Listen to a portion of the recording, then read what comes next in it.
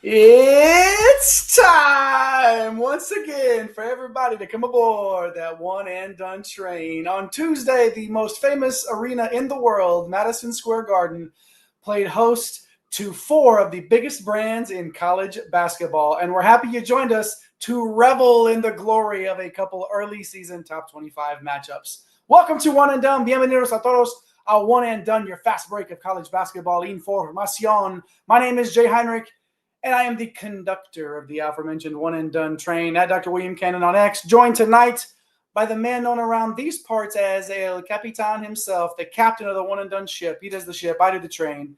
At MC Holland 34 on X, the OG Money Mike, he is Mr. Mike Holland. Mike, college basketball, in my opinion, has never been better, and we received a showcase of talent today at MSG. So let's jump right in and start with the matinee matchup in a vintage Tom Izzo coaching performance. Michigan State pushed around Kentucky and shut the lights out of the gym, coming away with an 83-66 victory over the Wildcats. What were your takeaways from that matchup? Well, takeaways, man. If you look on good old X, man, Kentucky fans are they're in shambles right now. A lot going on. I'll get to them first, man. Talk about Michigan State first. They couldn't hit anything from outside coming in. Like even Izzo, when they brought both coaches, him and Pope. They're doing an interview right there on ESPN. Izzo even mentioned, "Can we hit a few shots, man? I want to see us hit a few shots," and that they did. It feels like anyone and everyone on that roster was hitting threes. Obviously, Jackson Kolar was really effective inside and outside. He was able to knock down two 3-pointers, which is going to be huge for his game. Love to see the breakout from him. He's getting, big minutes. He's going to post big numbers this year, and he's just been really good, especially inside. But now you bring the 3-ball into his game, and that's just going to make him even better and this team a lot better. Jeremy Fears, he got wherever he wanted. This Kentucky defense, man, they're giving up like 90 points to the 2 Power 5 teams that they played. So that's a concern. The bench was huge. Kurt Tang, 15 points, man, on 3 of 7 from 3. So that was a huge boost off the bench. It just looks like they just brought waves, man. There wasn't a drop-off, essentially, from the starters, and then when they came to their bench, that was obviously huge for them. Tom Izzo's team's going to defend, Jay. 10th in defensive efficiency right now on Ken Palm. They finished inside the top 10 the last 2 years as well. So I think the biggest difference with Michigan State than when it comes to Kentucky is that they look like they know what their roles are and what they're supposed to do. On the Kentucky side, man, it's texting you guys this, man, like a lack of energy. Just a team that doesn't look comfortable, maybe doesn't even know what their roles are. Jalen Lowe sticks out to me as someone that they're going to miss sorely. Like Aberdeen and Owe are not traditional point guards.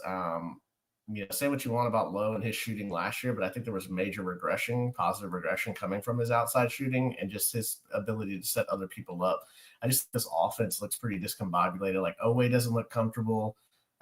Chandler's just jacking up threes every time he gets a chance. Brandon Garrison, both ends of the floor. You can't have your 5, man. Like Carson Cooper, there's a clip going around, takes a couple of shots and he's just not doing anything. He's not boxing out. He's not really going after the rebound. So, yeah, major lack of effort from Garrison. The 2 freshmen off the bench were good, Moreno and Johnson. So was Cam Williams for the second big game that just dusts Cam Williams off, and he's coming in making plays, a transfer from Tulane. So at this point, I'm wondering if they just don't go with, something like Jasper Johnson at the point, Aberdeen and Owe on the wings, Williams at the 4, Moreno at the 5 for 32-plus minutes. Because it seems like right now when you paid the $20 million for this roster, you're trying to play everybody 10-plus minutes. Like, again, they had, 1, 2, 3, 4, 5, 6, 7, 8, 9, 10 guys play 10-plus minutes.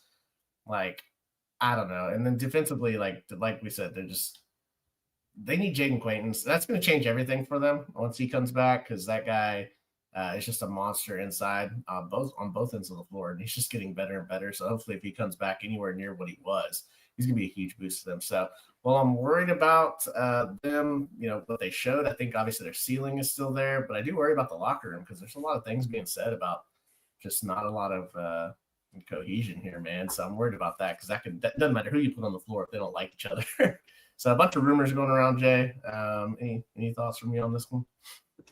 Well, I was going to end my time on this game with it, but I'm going to start because it's a good segue from where you were coming from. Pope's comments post-game saying that they are, quote, far away from the team we hope and aspire to be.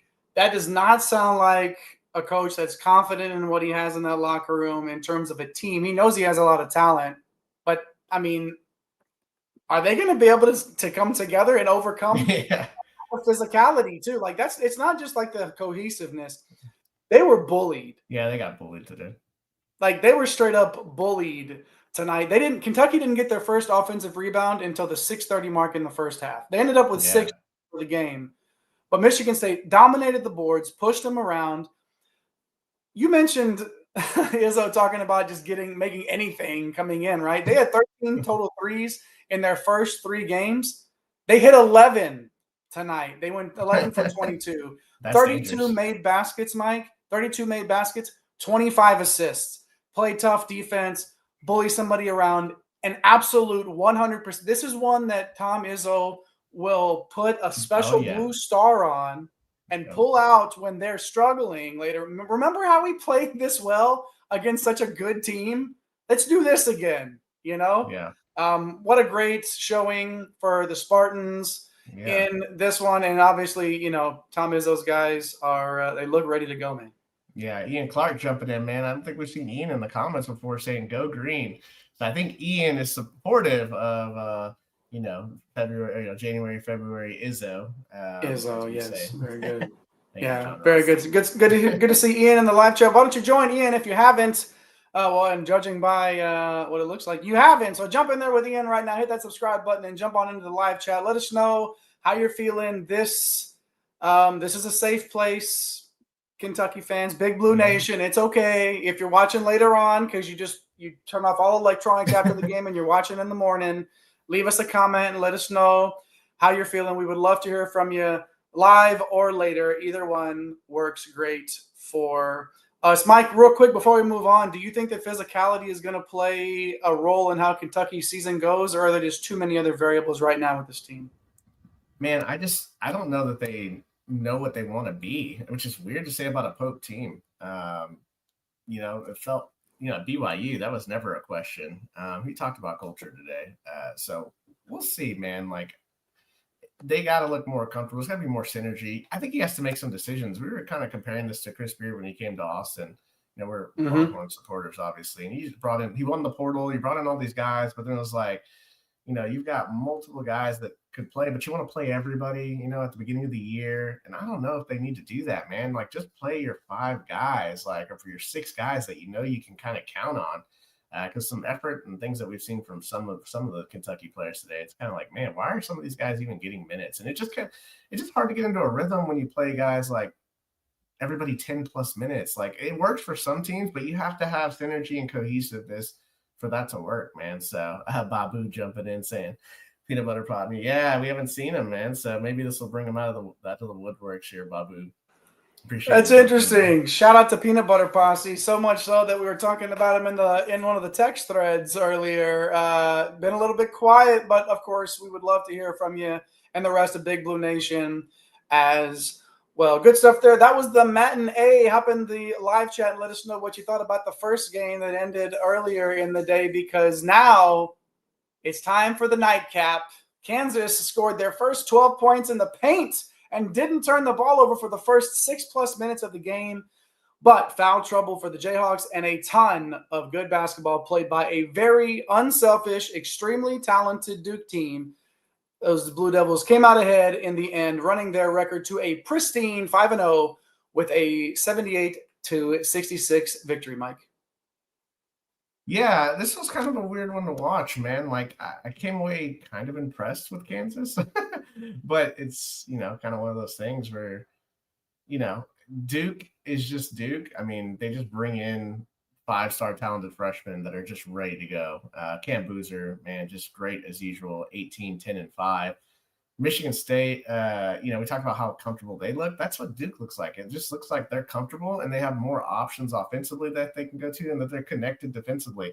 And of course, the difference, between Duke and Kansas, tonight was, man, physically, like, I felt like they, outside of Badunga over on the Kansas side, man, like, Duke is just so big, man. They don't have anybody that's like 6'4" or under on their roster, which was the same thing that they had last year. So, I thought Ngongba took advantage of the matchup when Madunga had to go out. They had Boozer and Ngongba out there, and they would just go to whichever one had the fourth guard out there and down in the paint. They would just do their thing, man. Isaiah Evans was awesome, stretching the floor from three. I mean, he's got 30-foot, stretch the floor ability. So he was awesome tonight. Caden Boozer, man, he looked really good in the second half. Malik Brown, he's just such an awesome addition, a glue guy, just does everything, man. Rebounds the ball, plays good defense, makes the correct passes.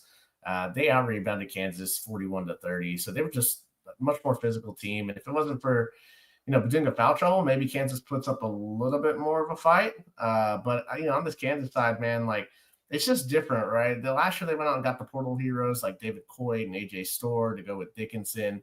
This year they, self-did it differently. They won the portal last year. Well, this year they didn't win any portal. People were kind of questioning what they did in the portal, but you looked at it and you were like, okay, they had that Louisville exhibition, and it was like, all right, you got Peterson, you got Badunga, at the 1 and the 5. That's going to be great. What can you put around these guys as role players?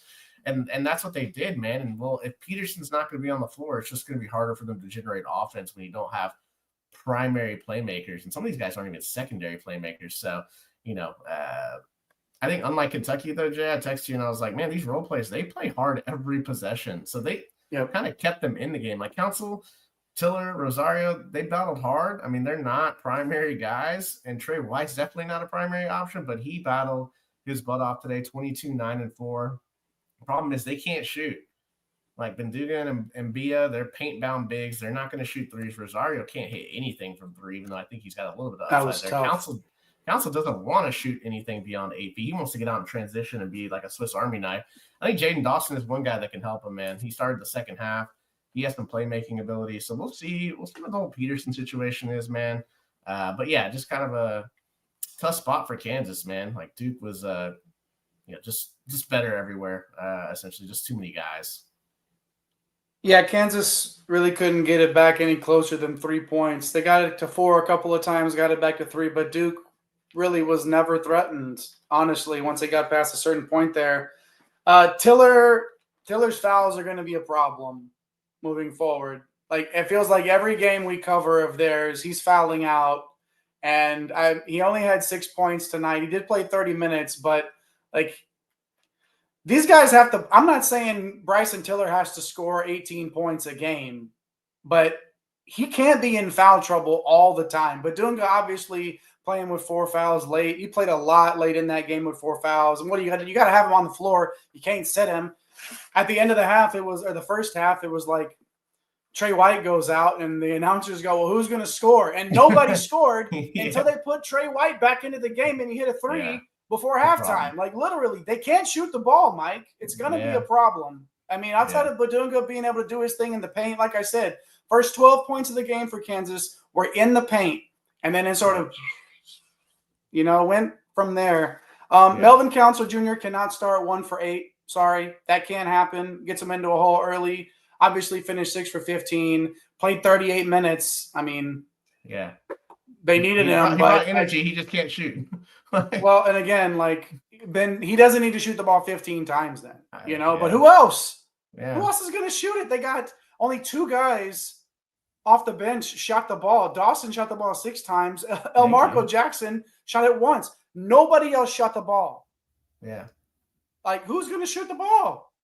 I don't know. Okay. We'll see. But obviously, they've got to figure that out. They got to get physical too. Duke is going to bully people around just like Michigan State did today, except Duke is just pure size and muscle, and Michigan State is all like grit and spit and sinew and Tom Izzo dragging them through practices and coaching the hell out of them. But on this one, Mike, 78-66, Duke over Kansas at Madison Square Garden. What a 2-pack of games today, man. And I mean, look, Monday Night Raw was in Madison Square Garden last night, and then you get 2 college basketball games like this back-to-back. The world's most famous arena in the world coming through. Mike, any closing thoughts before we get out of here tonight? No, I love that point that you just brought up, because guess who Kansas is going to have to be battling if they want any chance to be up at the top of the Big 12? It's going to be like Houston, who's going to mirror Duke and Michigan State's physicality. It's going to be Arizona, who we've talked about how physical they look, even though they're younger. So yeah, it's a good point, man. Darren Peterson, we're gonna have to figure out what comes back, man. We'll see. As Anthony Eason jumps in here late, man. ACC should be somewhat entertaining this year. Yeah, well, we've done some we'll do some reactions on some ACC games as we go through the year. We appreciate the comment, Anthony. But yeah, it looks like the ACC is going to be just fine this year. Thanks for hopping in, Anthony. Good to see you there. Better late than never, but never late is better. No, I'm just kidding, Anthony. Good to see you in the live chat. And it's good to see everybody hanging out with us tonight. We saw you over on X watching. We see the numbers. If you're over there, get over to YouTube. Just go to Google, type in One and Done, WON, ampersand, DONE, college basketball. Our YouTube page pops up first thing. Our X page pops up right underneath that. Click both of them. Hit all of those buttons. At One and Done CBB is where you can find us on the socials. We just had a big DFS show. When was that? That was Monday night. So we did a DFS show. And then we came with the live reaction today. We've got some big news. We've got some Mountain West stuff coming to the channel here really soon. So follow us at One and Done CBB for some announcements on some One and Done games being right here on our YouTube channel with Mike and I coming to you with some reactions, some halftime shows, some post-game shows, whatever we want to do with it, man. We're really looking forward to that. So make sure you hit that subscribe button so you don't miss any of that. At One and Done CBB on all the socials is where you can find us. That man sharing the screen with me tonight, El Capitan himself, the captain of the One and Done ship at MC Holland 34 on X. Shout out to you, Mike. Good stuff tonight, man. As always, I know we're going to try to get going later in the week, so I will see you then. I will see all of you then as well, hopefully, if you push all those buttons and turn on those notification bells like I know you did. Shout out to everybody. Shout out to all the hoop heads. Tell one of the hoop heads in your life about us. Tell them to push that button. Take care of yourself. Tell somebody that you love them. And until next time, my name is Jayheinrich. Come again. Peace.